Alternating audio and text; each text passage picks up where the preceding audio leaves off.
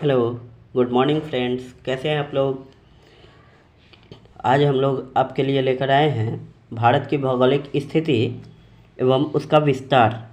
भारतीय भूगोल से संबंधित कुछ एनसीईआरटी के टॉपिक्स जो कि बिहार शिक्षक भर्ती, बीपीएससी, एसएससी तथा और भी अन्य एग्ज़ाम जिसमें इससे कुछ क्वेश्चन बन जाते हैं, तो इसको ध्यान से समझना है, पढ़ना है। मैप के माध्यम से आज हम इसको समझेंगे, लेकर आएंगे। हमारे पिछले वीडियो में हम कुछ समझाए थे आप लोगों को भारत की भौगोलिक स्थिति के बारे में, समरी टाइप का समझ में आया होगा। फिर से इसको देखते हैं मैप के माध्यम से। अब हम लोग इसको जानने की कोशिश करते हैं। तो दोस्तों, भारत, सबसे पहले भारत की स्थिति कहाँ है। भारत की स्थिति अगर हम देखें तो यह एशिया महाद्वीप के दक्षिण मध्य में स्थित है। भारत विविधताओं का देश है। इसके चतुष्कोणीय आकार और अवस्थिति ने इसे क्या बनाया है, विशिष्ट भौतिक विविधता प्रदान की है। इस देश के उत्तर में अगर देखें, भारत के उत्तर में ऊंचे हिमालय पर्वत हैं। मध्य में विशाल नदी द्रोणियाँ पाई जाती हैं। मध्य भाग में मध्य प्रदेश, उत्तर प्रदेश हो गया, इस सब में देखें तो विशाल नदी द्रोणियाँ हैं छत्तीसगढ़ में। और उसके बाद आगे देखें तो उत्तर पूर्वी और दक्षिणी भाग में, उत्तर पूर्वी और दक्षिणी भाग तमिलनाडु, केरल, उत्तर पूर्वी भाग सेवन सिस्टर्स, वन आच्छादित पहाड़ियाँ तथा उत्तर पश्चिमी भाग में जैसे कि राजस्थान उत्तर पश्चिम भाग में हो गया हमारे, तो वहाँ क्या है, रेतीले मरुस्थल हैं।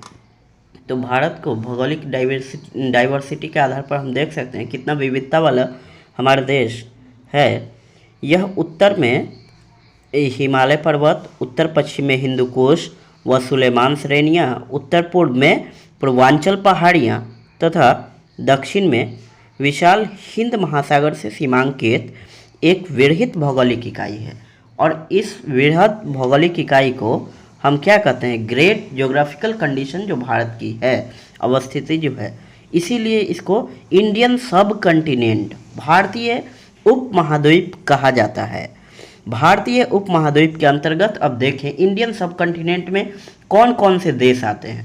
तो भारत, बांग्लादेश, भूटान, नेपाल और पाकिस्तान, कुल मिलाकर इसमें इंडियन सब कंटिनेंट में कुल 5 देश आते हैं दोस्तों।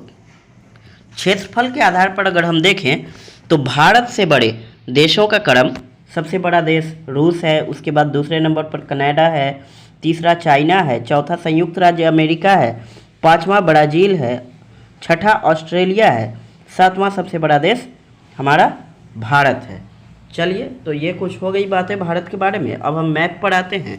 तो मैप पर अगर भारत का विस्तार देखें तो भारत की अक्षांशीय एवं देशांतरीय स्थिति क्या है मैप पर। तो भारत जो है, भारत के मुख्य भूमि का विस्तार जो है 8 डिग्री 4 मिनट से लेकर 37 डिग्री 6 मिनट उत्तरी अक्षांश तक। अक्षांशीय स्थिति अगर हम भारत का देखें, अक्षांशीय स्थिति देखें तो 8 डिग्री 4 मिनट, यह कहाँ है, कन्याकुमारी, केप कमोडिन में स्थित है। 8 डिग्री 4 मिनट से लेकर और 37 डिग्री 6 मिनट, यह कहाँ है, इंदिरा कौल, जम्मू कश्मीर में स्थित है। उत्तरतम बिंदु, भारत की मुख्य भूमि का उत्तरतम बिंदु इंदिरा कौल 37 डिग्री 6 मिनट। और उसके बाद अगर हम देखें, उसके बाद देखें 37 डिग्री 6 मिनट, यह जो है कहाँ है, जम्मू कश्मीर में इंदिरा कौल, इसको कहते हैं, भारत का उत्तरतम बिंदु है। उसके बाद यदि हम देखें तो 8 डिग्री 4 मिनट उत्तरी अक्षांश जो है, यह केप कमोडिन कन्याकुमारी में है। केप कमोडिन कन्याकुमारी जो कि तमिलनाडु के साइड में है, तमिलनाडु से आगे जाने पर मिलता है। उसके बाद यदि हम देखें, ये तो हो गया भारत का मुख्य भूमि का अक्षांशीय विस्तार हो गया। उसके बाद यदि हम देखते हैं भारत को, तो इसका कुल भौगोलिक विस्तार अगर अक्षांशीय रूप से देखें तो यह अंडमान निकोबार में ग्रेट निकोबार में स्थित 6 डिग्री 4 मिनट पिग्मेलियन पॉइंट या इंदिरा पॉइंट जिसको कहा जाता है, पहले पिग्मेलियन पॉइंट के नाम से जाना जाता था, अंडमान निकोबार में, इधर अंडमान निकोबार में स्थित था पिग्मेलियन पॉइंट। यहाँ पर इधर यहाँ देखें तो इधर में पिग्मेलियन पॉइंट हमारा स्थित था, जिसको पहले पिग्मेलियन पॉइंट कहते थे। बंगाल की खाड़ी में है अंडमान निकोबार। और ये जो है तो भारत का कुल भौगोलिक विस्तार अगर अक्षांशीय रूप से देखें तो 6 डिग्री 4 मिनट से लेकर और 37 डिग्री 6 मिनट तक भारत का कुल अक्षांशीय विस्तार अगर हम देखें तो 6 डिग्री 4 मिनट से कितना है 37 डिग्री 6 मिनट। और भारत का अगर हम अब देशांतरीय विस्तार देखें, पूर्व से पश्चिम भारत का देशांतरीय विस्तार हम लोग देखते हैं तो यह गुजरात के गौरमोथा समझे, जो कि पश्चिमोत्तर सबसे पश्चिमोत्तर बिंदु है, वेस्टर्न पॉइंट है भारत का। 68 डिग्री 7 मिनट से लेकर और भारत का सबसे उत्तर ये पूर्वी बिंदु क्या है कीबधु, कहाँ पड़ता है अरुणाचल प्रदेश में। 68 डिग्री 7 मिनट से लेकर कीबधु अरुणाचल प्रदेश 97 डिग्री 25 मिनट तक भारत का देशांतरीय विस्तार है। तो दोस्तों हम लोग समझ गए कि भारत का अक्षांशीय और देशांतरीय विस्तार क्या है। भारत का सबसे उत्तरतम बिंदु फिर से रिकॉल करते हैं, इंदिरा कॉल जम्मू कश्मीर में स्थित है। सबसे भारत के मुख्य भूमि का दक्षिणतम बिंदु क्या है मुख्य भूमि का दक्षिणतम बिंदु केप कमोडिन कन्याकुमारी में स्थित 8 डिग्री 4 मिनट। और सबसे पश्चिमोत्तर बिंदु 68.7 डिग्री 68 डिग्री 7 मिनट जो है गौरमोथा गुजरात में स्थित है। पूर्वी बिंदु 97 डिग्री 25 मिनट कीबधु में स्थित है। अगर दोस्तों इससे आगे हम इस पर कुछ गौर करें तो हमें क्या समझ में आता है कि भारत का जो अक्षांशीय एवं देशांतरीय विस्तार है उसको यदि हम देखें तो क्या हम देख पाएंगे, समझ पाएंगे इसमें कि यह जो है भारत के अक्षांशीय एवं देशांतरीय विस्तार जो है लगभग 30 डिग्री के मध्य है। लगभग 30 डिग्री भारत का अक्षांशीय एवं देशांतरीय विस्तार है। इसीलिए यदि हम देखें तो भारत का सबसे पश्चिमोत्तर बिंदु 68 डिग्री 7 मिनट गुजरात में अवस्थित जो है, और सबसे पूर्वोत्तर बिंदु जो कि अरुणाचल प्रदेश के कीबधु में स्थित है 97 डिग्री 25 मिनट और 68 डिग्री 7 मिनट के बीच में 30 डिग्री के अंतर होने से लगभग 2 घंटे का समय का अंतराल है। फिर भी मानक मध्याह्न रेखा मानक समय भारत का होने के कारण दोनों जगह समय एक बराबर चलता है। लेकिन अगर अक्षांशीय एवं देशांतरीय विस्तार से देखें, अक्षांशीय विस्तार से दोनों के बीच में 30 डिग्री का अंतर है और 2 घंटे का, चूँकि 1 डिग्री देशांतरीय विस्तार को घूमने में पृथ्वी को 4 मिनट लगता है तो 30 चौका 120 हो गया। तो यहाँ तक हम लोग समझ लिए। अब इससे आगे दोस्तों देखते हैं, अगर हम देखें तो भारत की जो भौगोलिक स्थिति है भारत को महान कैसे बनाती है। तो भारत को अगर हम देखें तो भारत के उत्तर में जम्मू कश्मीर में विशाल पर्वत हिमालय पर्वत पाया जाता है। और भारत का अगर हम देखें विस्तार इसके पड़ोसी देश के साथ साथ कैसे है, तो भारत के उत्तर में क्या है, उत्तर में है यहाँ चाइना है। भारत का बॉर्डर उत्तर में चीन से लगता है और नेपाल से। भारत के उत्तर में चीन है और नेपाल है। अगर भारत के उत्तर पश्चिम में देखें तो यहाँ पाकिस्तान है, और इधर उत्तर में देखें ऊपर में पश्चिम साइड में तो पाकिस्तान से लगा हुआ ही अफ़गानिस्तान है। भारत के पूर्वी विस्तार को देखें तो भारत का पूर्वी पड़ोसी देश हो गया क्या, भूटान हो गया। फिर नीचे देखें तो ये दोस्तों बांग्लादेश है।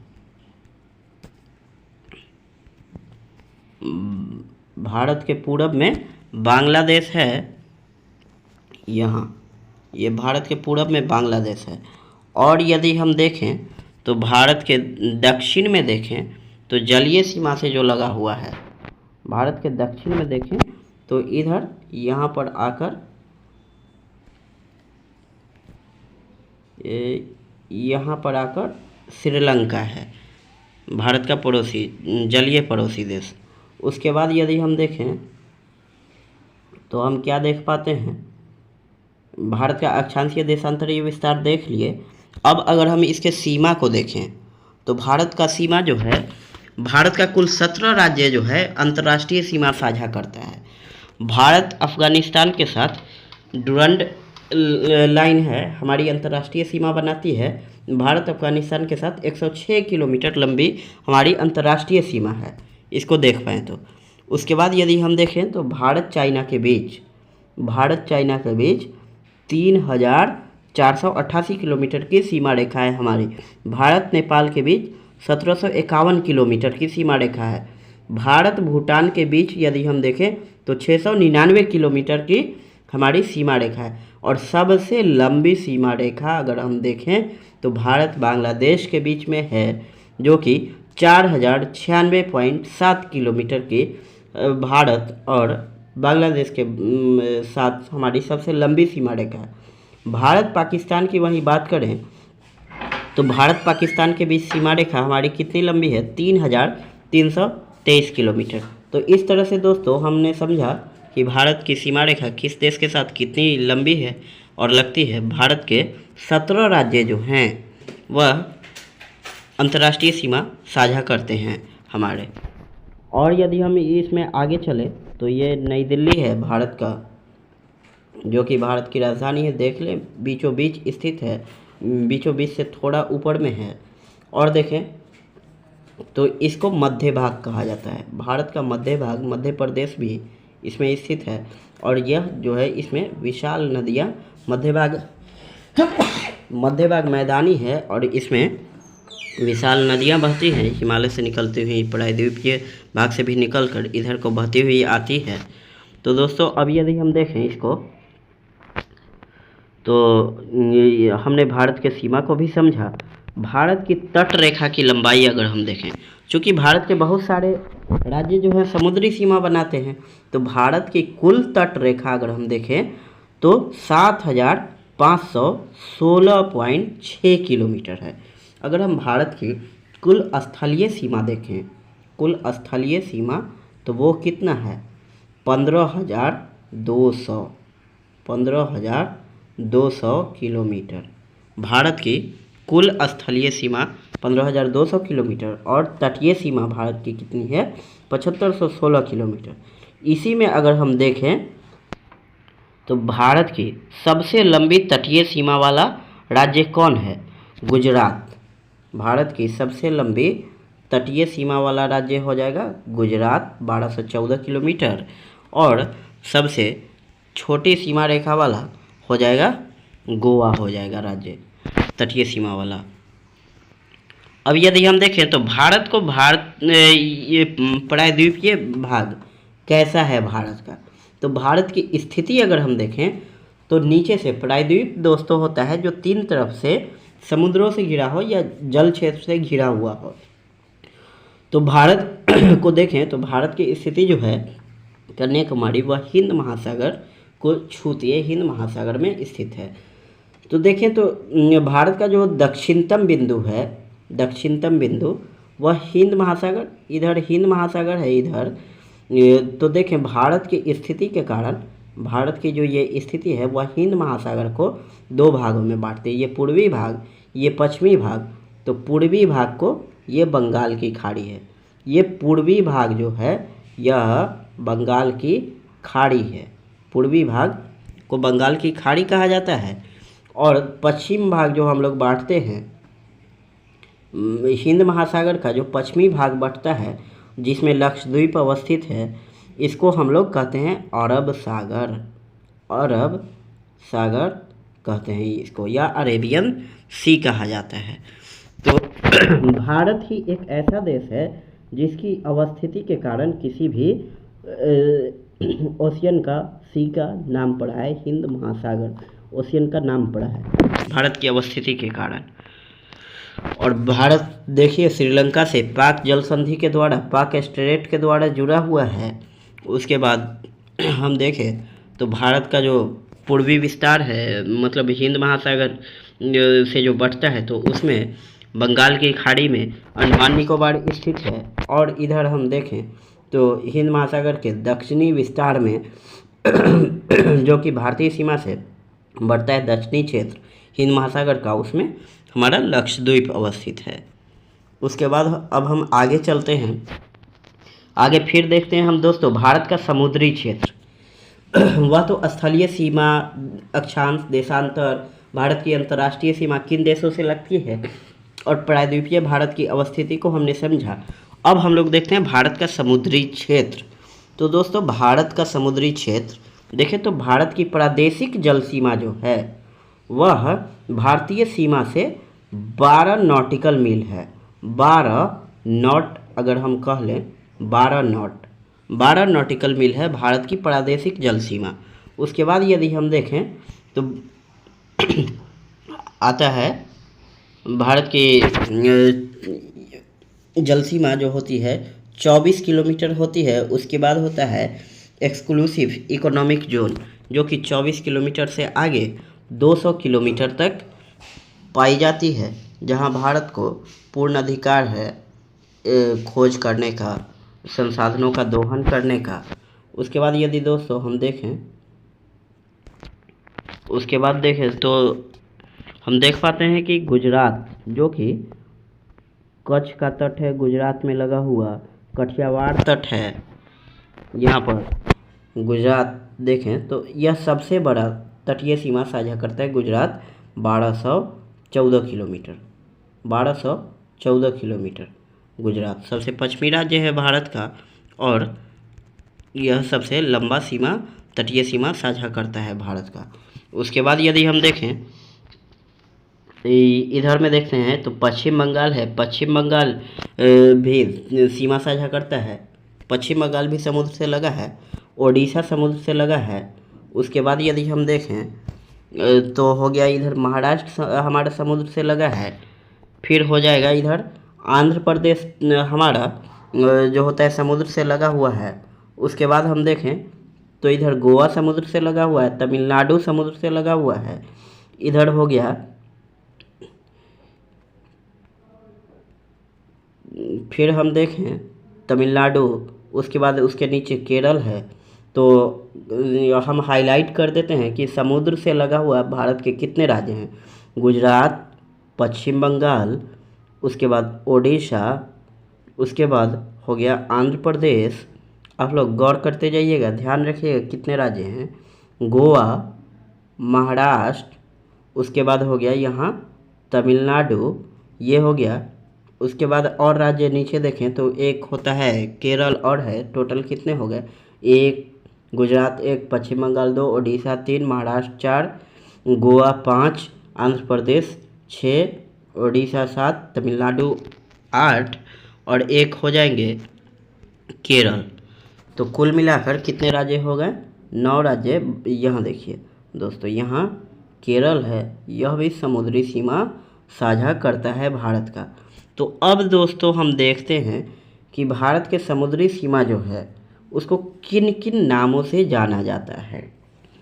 तट जो बनाते हैं किस किस नामों से जाना जाता है। तो पश्चिम बंगाल से जो तट लगता है उसको वेंगा तट कहते हैं।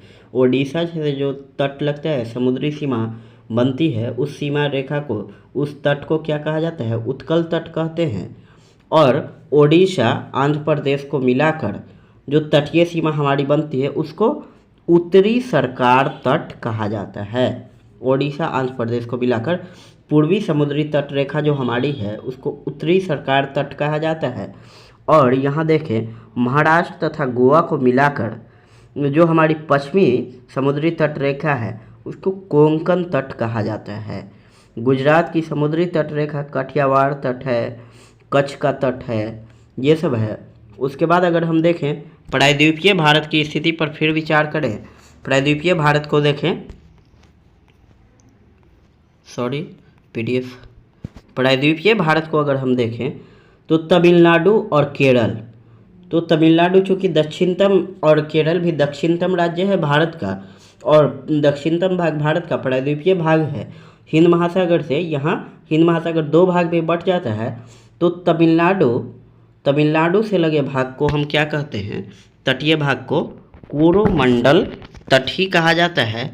यह जो है ओडिशा, आंध्र प्रदेश और तमिलनाडु, ये सब मिलाकर उत्तरी सरकार तट या कोरोमंडल तट बनाते हैं। अगर हम इसी को देखें, हिंद महासागर जो पश्चिम भाग में बट जाता है, तो यह केरल से लगा तट जो होता है यह मालाबार तट कहा जाता है। उसके बाद यदि हम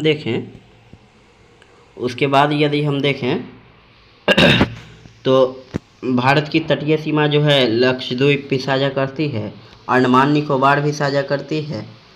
तो भारत के कुल कितने राज्य हो गए जो तटीय सीमा साझा करते हैं? 9 राज्य। उसके बाद हम देखें दोस्तों अभी, तो ये क्या है? भारत का राजनीतिक एवं प्रशासनिक विभाजन। भारत का राजनीतिक एवं प्रशासनिक विभाजन देखें, प्रशासनिक क्रियाकलापों के लिए हमारे देश भारत को 28 राज्यों एवं 8 केंद्र शासित प्रदेशों में बांटा गया है। नई दिल्ली जो कि भारत की राजधानी है, नई दिल्ली भारत की राजधानी है, नई दिल्ली है दोस्तों। यहाँ पर प्रशासनिक क्रियाकलापों के कारण भारत को 28 राज्य और 8 केंद्र शासित प्रदेशों में बांटा गया है। स्वतंत्रता प्राप्ति के पश्चात भारत में राज्यों का पुनर्गठन हुआ, मुख्यतः जो कि भाषाओं के आधार पर हुआ था। सबसे पहले किसको बनाया गया था? आंध्र प्रदेश को दोस्तों। सबसे पहले हम देखें तो भाषा के आधार पर गठित होने वाला राज्य जो कि तेलुगु भाषा के लिए बहुत ही प्रदर्शन कर रहा था, मांग कर रहा था, और अंततः भारत का भाषा के आधार पर गठित होने वाला पहला राज्य भी वह बना, आंध्र प्रदेश। उसके बाद यदि दोस्तों हम देखें तो यहाँ क्षेत्रफल की दृष्टि से अगर देखें तो भारत का सबसे बड़ा राज्य राजस्थान है दोस्तों, और सबसे छोटा राज्य क्षेत्रफल की दृष्टि से भारत का गोवा है। क्षेत्रफल की दृष्टि से सबसे बड़ा केंद्र शासित प्रदेश है दोस्तों। यहाँ क्षेत्रफल की दृष्टि से सबसे बड़ा केंद्र शासित प्रदेश अंडमान निकोबार है, और क्षेत्रफल की दृष्टि से सबसे छोटा केंद्र शासित प्रदेश दोस्तों लक्षद्वीप है। क्षेत्रफल की दृष्टि से यहाँ देखें हम तो सबसे छोटा द्वीप जो है वह लक्षद्वीप है। उसके बाद यदि हम देखें अब तो क्षेत्रफल के आधार पर तो देख लिए भारत का सबसे बड़ा राज्य और सबसे छोटा राज्य। क्षेत्रफल के आधार पर दोस्तों भारत का सबसे बड़ा राज्य कौन है वह अब हम देखते हैं मैप में। तो क्षेत्रफल के आधार पर दोस्तों भारत का सबसे बड़ा राज्य राजस्थान है, जिसका गठन 1 नवंबर 1956 को हुआ। और जनसंख्या के आधार पर उसके बगल में ही यह जनसंख्या के आधार पर उत्तर प्रदेश जनसंख्या के आधार पर सबसे बड़ा राज्य है भारत का, जिसका गठन 26 जनवरी 1950 को हुआ था। यहाँ पर दोस्तों आगे चलते हैं तो क्षेत्रफल के आधार पर सबसे छोटा राज्य यहाँ अवस्थित है गोवा। क्षेत्रफल के आधार पर सबसे छोटा राज्य गोवा है। और दोस्तों यह जो है पुर्तगालियों से आज़ाद हुआ था सबसे लेट से, और वहाँ सैन्य बल के द्वारा इसको पुर्तगालियों से आज़ाद कराया गया था। भारत की आज़ादी के बाद इसको भारत में सम्मिलित किया गया था दोस्तों। गोवा को कुछ दिन केंद्र शासित प्रदेश रहा, और 30 मई 1987 को गोवा जो है भारत का पूर्ण राज्य बना। उसके बाद यदि हम देखें अब तो यहाँ से दोस्तों हम देख सकते हैं आप लोग किस राज्य का गठन कब हुआ। तो यहाँ पढ़ते चलिए मेरे साथ साथ। जम्मू कश्मीर का गठन 26 अक्टूबर 1947 को इसको भारतीय क्षेत्र में शामिल किया गया। उसी तरह से सिक्किम है। ये दोस्तों आप वीडियो में पॉज करके आप देख सकते हैं कहाँ पर है क्या है, इतना दोस्तों पढ़ लीजिएगा आप लोग। उसके बाद यदि हम देखें तो अब आ जाते हैं हम लोग भारत राज्य और उसके केंद्र शासित प्रदेश। तो ये दोस्तों जम्मू कश्मीर जो है अब 2 पार्ट में ऐसे विभाजित हो गया है, एक जम्मू कश्मीर और एक लद्दाख में विभाजित हो गया है। 2 केंद्र शासित प्रदेश बन गया है। उसके बाद देखें तो हिमाचल प्रदेश है, उसके बाद पंजाब है। फिर देखें दोस्तों तो भारत के केंद्र शासित प्रदेश पर हम सीधे चले आते हैं। तो यहाँ देख सकते हैं हम, ये तो है दोस्तों दूसरा चीज़। भारत के केंद्र शासित प्रदेश हम देखें तो ये लक्षद्वीप भारत के केंद्र शासित प्रदेश हैं। अंडमान निकोबार भारत के केंद्र शासित प्रदेश हैं। उसके बाद हम देखें ऊपर चलें तो यहाँ दिल्ली तो हमारा राष्ट्रीय राजधानी क्षेत्र भी है, राष्ट्रीय राजधानी भी है हमारा। उसके बाद देखें तो चंडीगढ़ हो गया। उसके बाद इधर आ जाएंगे तो दादरा नगर हवेली है, दमन दीव है, ये दमन द्वीप है, दादरा नगर हवेली। अब दोनों को मर्ज कर दिया गया है। ये सब हमारे भारत के केंद्र शासित प्रदेश हैं। उसके बाद यदि हम देखें दोस्तों, यहाँ एक और केंद्र शासित प्रदेश पुदुचेरी है। कुल 8 केंद्र शासित प्रदेश हैं। उसके बाद अगर हम देखें तो विदेशी शासन अधीनस्थ क्षेत्र व भारत में उनका समेकन जो है कब किया गया। तो देखिए, फ्रांस के अधीनस्थ क्षेत्र चंद्रनगर, पुदुचेरी, कराईकल, माहे, यनम ये सब थे। तो इस सब को देखिए कब कब भारत में विलय किया गया। कुल 515 किलोमीटर का क्षेत्र था, जिसको समय समय पर भारत ने हस्तगत कर लिया, फ्रांस से ले लिया। अपना क्षेत्र कोई क्यों छोड़े दूसरे के पास। उसी तरह से पुर्तगाल के अधीनस्थ क्षेत्र थे। देखिए, कुल मिलाकर इतना किलोमीटर का क्षेत्र पुर्तगाल कब्जा किया हुआ था, जिसको भी भारत समय समय पर अधिग्रहित कर लिया। पुर्तगाल को देना ही पड़ा अंततः।